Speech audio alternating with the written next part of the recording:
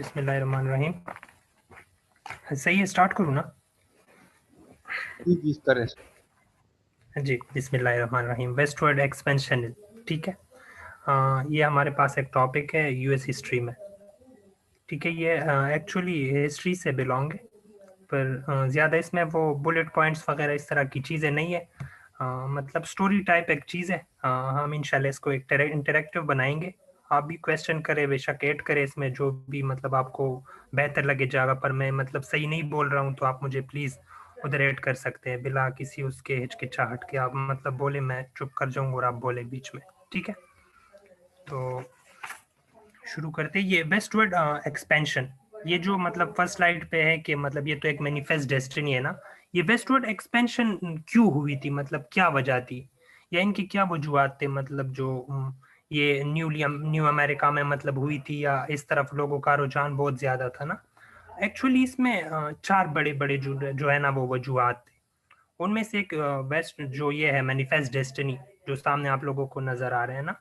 और इसके अलावा एक है लुइसियाना परचेज है, एक है ओरेगन ट्रायल है। ये बहुत मतलब आगे हम एक्सप्लेन करेंगे, ठीक है। यहाँ पर मैं सिर्फ बता रहा हूँ कि वजह क्या थी। और एक है जो गोल्ड रश था, ठीक है, कैलिफोर्निया में। मतलब जो वो मतलब सोना मतलब एक किसान को मिला था ना अपनी खेती से। तो उसके बाद मतलब लोग उधर की तरफ मतलब तकरीबन 30 लाख लोग जो है ना वहाँ, वो सॉरी 3 लाख लोग, हाँ हाँ 30 लाख लोग जो है ना वहाँ पर जो है ना वो मूव कर गए थे ना वेस्ट की तरफ, जो ये मूवमेंट है।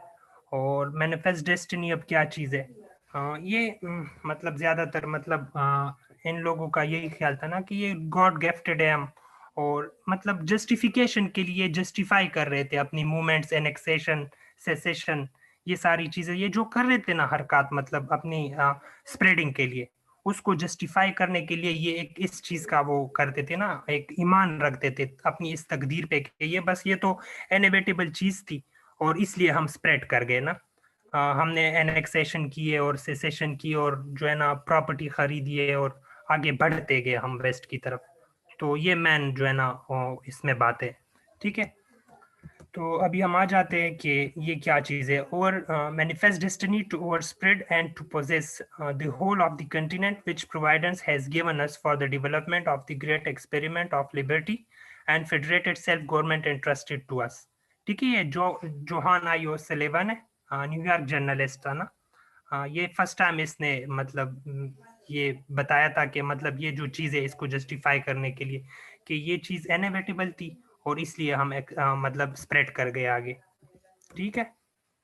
तो इंट्रोडक्शन में फिर वही बात है कि अमेरिका जो है ना इसके अर्ली जो मतलब कॉलोनीज थी 13, वो रिजल्टेड क्या मतलब किस चीज़ से थी? एक्सप्लोरेशन से और कॉलोनियलाइजेशन से। जो ब्रिटिश आए थे इधर ना, उन्होंने जब मतलब कॉलोनलाइज किया था अमेरिका को, तो पहले 13 कॉलोनीज थी, ठीक है। फिर जो है ना सम टेरिटरीज जो है ना सेलो इन्होंने खरीद लिए यूएसए ने, कुछ को सेसेशन के जरिए कुछ को हासिल किया है, कुछ को परचेज किया है। मतलब मुख्तलिफ तरीकों से एनेक्सेशन हुई है कुछ की। तो मुख्तलिफ तरीकों से ये आगे बढ़ते गए, ठीक है। जैसे ल्यूजियाना को इन्होंने परचेज किया है फ्रांस से, गेटसन को मैक्सिको से परचेज किया है, ठीक है। और इस तरह कुछ टेरिटरीज जो है ना इन्होंने एनेक्स्ट की थी, जिस तरह के टेक्सा मैक्सिको का जो है ना एक पार्ट है और इन्होंने एनेक्स्ट किया था ना इसको। और ये मतलब 19th सेंचुरी जो है ना इसमें तकरीबन इन्होंने 16 मिलियन स्क्वायर किलोमीटर जो है ना ये लैंड इन्होंने वेस्ट की तरफ जो है ना मिसिसिपी रिवर की तरफ जो है ना ये मतलब एक्वायर्ड की थी इन्होंने अमेरिकन ने, ठीक है। और यहाँ पर जो है ना इस वजह से फिर जो है ना लोगों की माइग्रेशन और बहुत ज्यादातर लोग जो है ना फिर जो है ना रुझान उनका बढ़ गया इस तरफ के, चलो जी मतलब इस तरफ तो काफी जमीनें हैं और काफी डेवलपमेंटल काम भी हो रहे और लोग मतलब उस तरफ बढ़ रहे। और चर्चे और जो है ना अफवाहें भी जो है ना हर जगह जो है ना ये बातें फैल रही थी कि हाँ उधर बहुत कुछ है। तो मेन ये चार जो मैंने बताई है पहले, ल्यूजियाना परचेज, ओरेगन ट्रेल। ये ओरेगन ट्रेल जो है ना ये लंबे लंबे रास्ते होते थे, जब ये मतलब बनाते थे तो ट्रेड वगैरह इजी हो जाता था लोगों के लिए। तो इन्हीं वजूहत के बिना पर लोग जो है ना दूसरी जगहों को छोड़ के इधर आ रहे थे। कुछ प्रोटेस्टेंट जो है ना वो थे कैथोलिसिज्म के उसके खिलाफ वो जो हो जाते थे ना, तो अपनी जगह और मतलब रीजन को छोड़ के इधर आ जाते थे। ठीक है, मुख्तलिफ वजूहात थी, पर बहुत ज्यादा है वजूहात इनकी, मतलब वेस्टवर्ड एक्सपेंशनिज्म के, पर ये चार जो है ना बहुत नुमाया है। और इनमें से ये लुइसियाना परचेज और ओरेगॉन ट्रेल, ये हम आगे पढ़ेंगे। ओरेगॉन वो हम आगे पढ़ेंगे। ठीक है, तो अभी ओवरव्यू इस पे हम देते हैं कि क्या मतलब वजूहात थी ना इनमें, और क्या मतलब ये क्या है वेस्टवर्ड मूवमेंट क्या है। ठीक है, तो कन्फेडरेटिंग यूनिट्स ऑफ ब्रिटिश, जो original confederating units of New England were 13 in number, ये 13 इन नंबर थे। ठीक है, they were acquired by British after colonization and were divided. ये जो कॉलोनीज थी ना, ये 13, ये ब्रिटिश ने जो है ना कॉलोनियलाइज्ड की थी ना, इन्होंने इनके ऊपर इनका कमांड था, हुकूमत थी ना इनकी, और इन्होंने ये कैटेगराइज की थी तीन उसमें, जो है एक है मतलब चार्टर कॉलोनीज, एक है प्रोप्राइटरी कॉलोनीज, और एक थर्ड नंबर पे प्रोवेंशियल कॉलोनीज या रॉयल कॉलोनीज। अब ये क्या चीज है, मतलब चार्टर कॉलोनीज इस तरह है कि मतलब ये वहाँ के जो मतलब जनरल होता था ना चार्टर कॉलोनी, सॉरी ये प्रोप्राइटर कॉलोनी ऐसी है ना कि मतलब ये किसी लैंडलॉर्ड वगैरह को, ये बड़े उसको मतलब जागीरदार को, उसको ये हवाले किया जाता था या उसके नेम से, मतलब जैसे मैरीलैंड, कैरोलिना वगैरह, ये उनके नामों से जो है ना वो स्टेट मतलब उनको उनके सुपर्द किए जाते थे। ठीक है, बाकी जो दूसरे नंबर पे प्रोवेंशियल, प्रोवेंशियल जो है या रॉयल कॉलोनीज, इनको जो किंग होता था ना एम्पायर का, ब्रिटेन एम्पायर का, ग्रेट ब्रिटेन का, वो अपने अंडर अपने गवर्नर को रखता था इस स्टेट का, इस कॉलोनी का। ठीक है, इस कॉलोनी के जो गवर्नर होते थे उनको, मतलब जो बड़ा गवर्नर होता था वो उसके अंडर आता था। ठीक है, तो अपने अंडर उसको रख के उनसे मतलब काम वगैरह वो चलाता था, और वो स्टेट को मतलब या ये कॉलोनी को जो है ना वो अपने कमांड में, कमांड के इन्फ्लुएंस में रखता था। ठीक है, इसके बाद आ जाता है वर्जीनिया, सबसे मतलब जो ये जो अभी जो स्टेट है ना इंडिपेंडेंस से पहले, अभी अमेरिका आज़ाद नहीं हुआ है। ठीक है, अभी वॉर ऑफ इंडिपेंडेंस नहीं हुआ। ठीक है, उसके बाद जो आएंगे वो हम बाद में आने वाले स्टेट्स को अलग अलग हम डिस्कस करेंगे। अभी जो ये पहले इनको हम करते हैं। ठीक है, तो वर्जीनिया क्या है, London company reached America and founded a colony of James हामिद, टाउन। जी जी प्लीज। ये चार्टर कॉलोनी बताया, प्रोप्राइटरी। अच्छा, क्या बताया? मतलब ये जैसे आपने बताया ना कि प्रोविजनल कॉलोनीज उसके अंडर आती थी, किंग के अंदर अंडर एक गवर्नर होता था, उसी तरह ये भी बताया ना ये चार्टर कॉलोनी और प्रॉपर्टी दोबारा बताएं। अच्छा, प्रोप्राइटरी, ये जो बड़े लैंडलॉर्ड होते थे ना, ये खरीदते थे इनसे।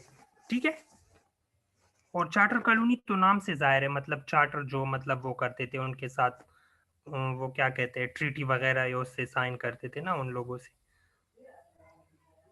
अच्छा, सही। ठीक है, ये उनके ठीक रूल्स है। के अंडर रहते थे, पर ये वो साइन करते थे उनके साथ कि हाँ ठीक है, आप जो कहेंगे हम उसी तरह करेंगे।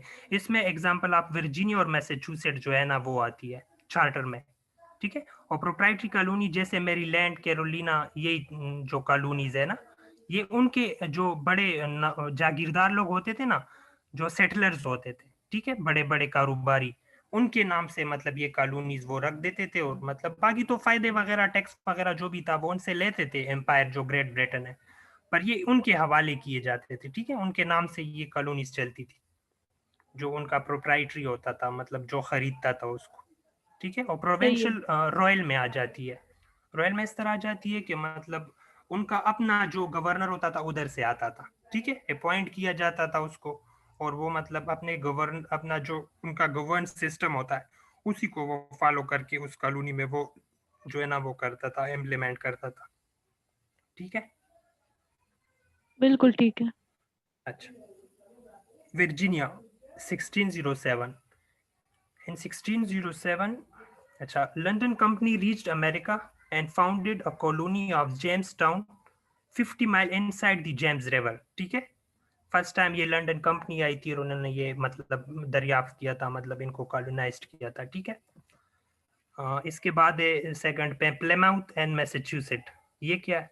The Plymouth company granted a charter in 1606 to not provide headways and sold rights to pilgrims who were separatists and Puritans These pilgrims enters America through Plymouth and found political body by Mayflower Camp.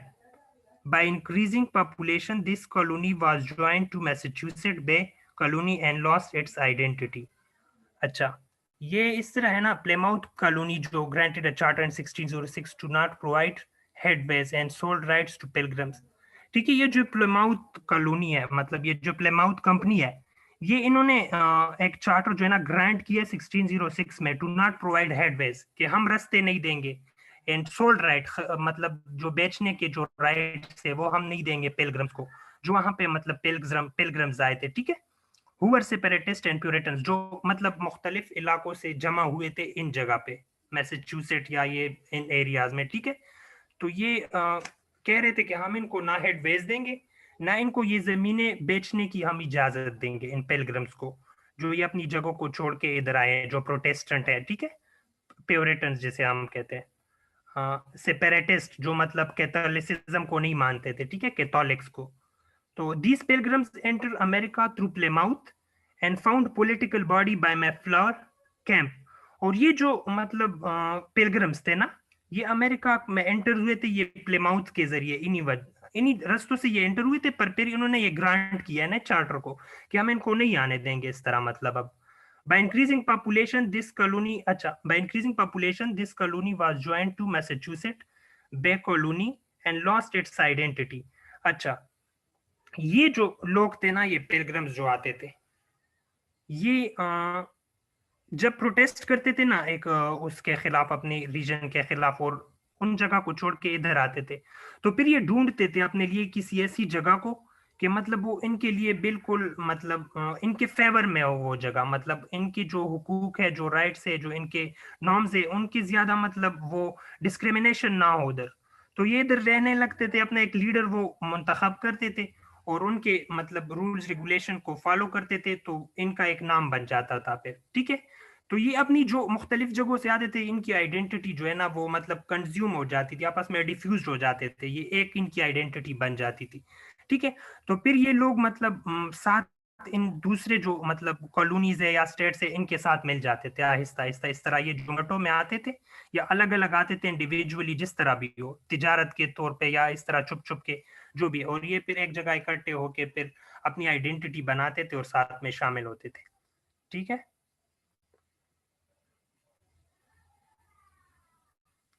मेरी आवाज आ रही है? जी जी ठीक है, अच्छा, clear है। ठीक है। आगे है न्यूयॉर्क एंड डेलावेयर, ठीक है, ये क्या है, फिर इसके बाद ये colony, this colonies were initiated by two joint stock companies, ये दो कंपनियां थी stock companies, Dutch and Sweden based, ठीक है। The New York was brought by English in 1664, ठीक है। The Delaware was also lost by Dutch to English through a duke who sold it at the same year, इसी साल ये Delaware भी इनको ये मतलब बेच देते हैं, ठीक है, अंग्रेजों को।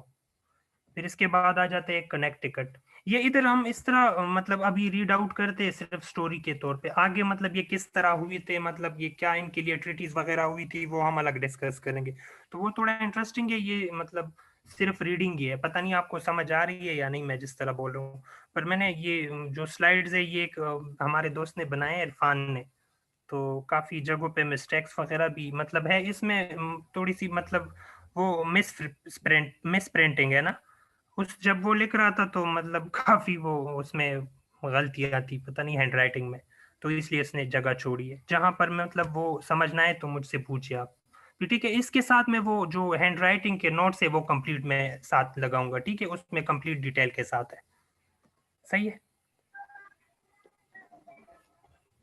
जी बिल्कुल सही है। ठीक है, कनेक्टिकट, कनेक्टिकट क्या है, तो in Massachusetts some puritans had disagreement, यही ऐसी कॉलोनी में मैसेच्यूसेट में कुछ लोग जो है ना वो डिसएग्री हुए थे with government and move toward Connecticut valley, और वो कनेक्टिकट वैली की तरफ वो चल पड़ते हैं ना, form their own constitution in 1635, अपनी कॉन्स्टिट्यूशन बनाते, and later on they form legislature and became a royal colony, ठीक है, बाद में ये अपना लेजिस्लेचर भी बना लेते और रॉयल कॉलोनी मतलब प्रोवेंशन कॉलोनी बन जाती है ये, ठीक है, अपने कनेक्टिकट के नाम से। फिर इसके बाद है हामिद भाई, मेरा एक क्वेश्चन है, जी ये प्लीज। किस बेसिस पे इनको एक चार्टर और प्रोप्राइटर या प्रोविंशियल दे देते? अच्छा, ये जब मतलब ये जो ग्रेट ब्रिटेन है ना, वो अपने रूल के मुताबिक उधर ये काम करते थे, जहां पर उनको लगता था कि इधर मतलब ये चार्टर कॉलोनी हम बनाएंगे इनको तो ये ठीक रहेगा। ठीक है, अभी अगर प्रोप्राइटरी है, एक अभी एक कॉलोनी है, मैं आपको वो बताऊं, उस कॉलोनी में जागीरदार बहुत ज्यादा है, मतलब ये जो सेटलर्स थे जिनके पास बहुत ज्यादा जमीनें थी, ठीक है, तो वो मतलब वो तो जाहिर बात है टैक्स तो देंगे ना, सारा कुछ वो जो उन्होंने इम्पोज किया था इनके ऊपर जो भी है वो तो देते थे। पर ग्रेट ब्रिटेन को मतलब ये तो उनकी पॉलिटिक्स है ना, उनको पता चल जाता था कि अभी हम इनसे तो ये नहीं कर सकते ना कि इनको हम मतलब चार्टर कॉलोनी बनाए या प्रोविंशियल रॉयल कॉलोनी बनाएंगे तो ये तो आगे मतलब रिवोल्ट करेंगे ना, फिर बड़े बड़े लोग हैं इसमें, या मतलब इनको मसले आते थे उधर। तो फिर ये इस तरह नहीं करते थे, उनको चार्टर बना देते, उनके साथ ट्रीटीज वगैरह साइन करते थे, और उनको ज्यादा मतलब वो इनमें भी जो है ना वो क्लासेस थी ना, मतलब कुछ से ये ज्यादा लेते थे, कुछ से कम लेते थे, उनको किस किस तरह डील करते थे, किसी पे मतलब आर्मीज वो मतलब डिप्लॉय करते थे, किसी पे ज्यादा नहीं करते थे, ये इस तरह इन्हीं बेसिस पे जो है ना ये खुद हालात को देख के उनको समझ के इनको कॉलोनाइज्ड करते थे। ठीक है, thank you. Okay, thank you, welcome. ठीक है, तो है इसके बाद है रोड आइलैंड। ये क्या है, अभी इसमें है इन मैसेच्यूसेट प्रीस्ट, ये एक प्रीस्ट है इसमें, रॉजर विलियम, ठीक है। इसकी कुछ डिफरेंसेस थे मतलब गवर्नमेंट के साथ इंडिविजुअली, और वो जो है ना जाके फ्लड हो जाते हैं उधर से, फ्लड अवे हो जाते हैं, जब चला जाते हैं उधर से। और जो है ना इंडियन जो है ना, इंडियन वहां पर जो ये रेड इंडियन थे ना इनके यूएस में, जो नेटिव लोग थे इनके, उनके साथ मिल जाता है, और जो है ना एक छोटा सा शहर बनाते हैं जिसको वो कहते हैं कि सिटी ऑफ प्रोवाइडेंस, ठीक है, जो मतलब इनको सब कुछ मतलब मिल रहा था उधर से, इसलिए इनको ये नाम दिया, which ultimately became the Rhode Island. बाद में वो मतलब इनकी आबादी ज्यादा हो जाती थी और पॉपुलेशन हो, जो जमीन का जो इन्होंने वो किया था ना, ऑर्डिनेंस वगैरह पास किया था कि इतना इतनी जमीन हो जाए और इतने लोग हो जाए तो फिर हम उनको मतलब एक वो समझते हैं, ठीक है, कॉलोनी समझते हैं या स्टेट समझते हैं। फिर बाद में ये हम वो करेंगे डिस्कस। इसके बाद अभी मैरीलैंड है। तो मैरीलैंड जिस तरह नाम से जाहिर है, it was basically the northern part of Virginia, ठीक है। मैरीलैंड जो है ना ये क्वीन मारिया थी, किंग चार्ल्स वन की वाइफ थी, ठीक है। This colony was given to lord Baltimore in, ये बाल्टीमोर को बाद में इन्होंने ये कॉलोनी दे दी 1632 में, ठीक है। तो जैसे मैंने बताया ना कि प्रोप्राइटर इनको मतलब वो करते थे, तो उनकी उनके नाम से वो करते थे, या मतलब इस तरह कॉलोनी होती थी कि प्रोवेंशियल होती थी तो मतलब रॉयल कॉलोनी वो अपना वो गवर्नर रखते थे उधर, या चार्टर कॉलोनी चार्टर करते थे सब लोगों के साथ, मतलब जो भी है मुआयदा करते थे ना कि इस तरह हम चलाएंगे इस कॉलोनी को। तो वही सब कुछ है। New Hampshire and man, new Hampshire was made a royal colony, ठीक है, ये रॉयल कॉलोनी बनाया था इसको, और मैन को जो है ना प्रोप्राइटर बनाया था, ठीक है। And ultimately unite with Massachusetts, ये मतलब अल्टीमेटली मिल जाते हैं मैसेच्यूसेट्स के साथ 1691 में, and in 1820 separate from Massachusetts and became an independent state. और 1820 में फिर ये जो है ना मैसेच्यूसेट्स से अलग हो जाते हैं और एन इंडिपेंडेंट स्टेट मतलब बाद में ये बन जाते हैं, ये वॉर ऑफ इंडिपेंडेंस के बाद, ठीक है, ये बाद में मतलब वो अलग हो जाते हैं। इनमें कोई क्वेश्चन है तो आप पूछ सकते हैं। समझ आ रही है इसकी, जो रोड आइलैंड है, मैरीलैंड और न्यू हैम्पशायर एंड मैन? जी जी आ रही है समझ। ओके, अच्छा, New Jersey, King Charles two granted New Jersey to his brother. ये समझे आप, ये किंग चार्ल्स टू जो था ना, इसने जो है ना ये जो न्यू जर्सी का जो लैंड है मतलब जो एरिया है, ये ग्रांटेड टू हिज ब्रदर, उस अपने ब्रदर को दिया है, जेम्स को, who sold it to his friends George Carteret and lord John. इसने आगे फिर ये दो अपने दोस्तों को वो बेच दिया है, ठीक है। Lord John sold half of the territory to English Quaker, जो लॉर्ड जॉन था इनके दोस्तों में एक दोस्त ने, ठीक है, half of the territory to English Quakers को उन्होंने वो सेंड वो कर दिया है, सोल्ड कर दिया है। एंड जॉर्ज कैरल sold the eastern part to William Penn. Eastern part जो था ना जॉर्ज कैरलेट ने, वो विलियम पेन को दिया है, ठीक है, उसको वो कर दिया है, सोल्ड कर दिया है, ठीक है।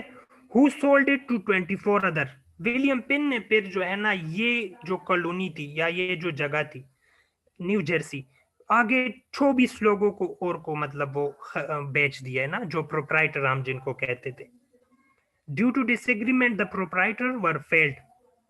ये इनके आपस में जो है ना फिर ये सौदागर जो थे प्रोप्राइटर, इनके आपस में फिर डिसएग्रीमेंट हुई है, ये नहीं संभाल सकते थे इनकी सेटलमेंट वगैरह को, तो फिर इन्होंने ये मतलब किंग को वो कर दिया है, हवाले कर दिया, इनका जो पावर है सारा डायरेक्ट उनको हवाले कर दिया है। और 1702 में न्यू जर्सी जो है ना वो ब्रिटिश कॉन्फेडरेशन जो है ना वो डायरेक्ट रॉयल कॉलोनी के तौर पर उनके अंडर आ गई, ठीक है।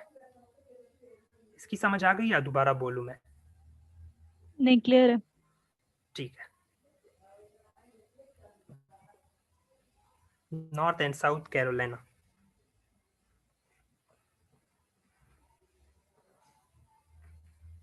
अच्छा, तो both North and South Carolina were originally one colony in 1663, ठीक है, separated in 1729 because the proprietors of these colonies were interested more in personal gain। ये क्यों सेपरेट हो गई? क्योंकि ये पर्सनल गेन में ज्यादा लगे हुए थे। So the people appeal to king, लोगों ने अपील किया किंग को, to bring colony in direct rule, कि इस कॉलोनी को आप रॉयल उसमें ले ले, कमांड में, ठीक है, डायरेक्ट रूल में ले ले। And 1729 the king bought the right of these two colonies, ठीक है, इन दो कॉलोनीज का वो राइट्स खरीद लेते, इनसे हक ले लेते और डायरेक्ट कॉलोनी रॉयल कॉलोनी के तौर पर ये मतलब उनके अंडर आ जाती है, ठीक है। पेंसिल्वेनिया, पेन्सलैंड, ठीक है, ये founded by William pen who was a Quaker. In 1682, Charles II granted a tract of 40,000 square mile to William Penn and leave of debt, and this colony confederation in this colony confederation in 1676। अच्छा, ये colony as a confederation जो है ना उनके under आ जाती है, ठीक है, किंग के अंडर, ठीक है, रॉयल कॉलोनी बन जाता है।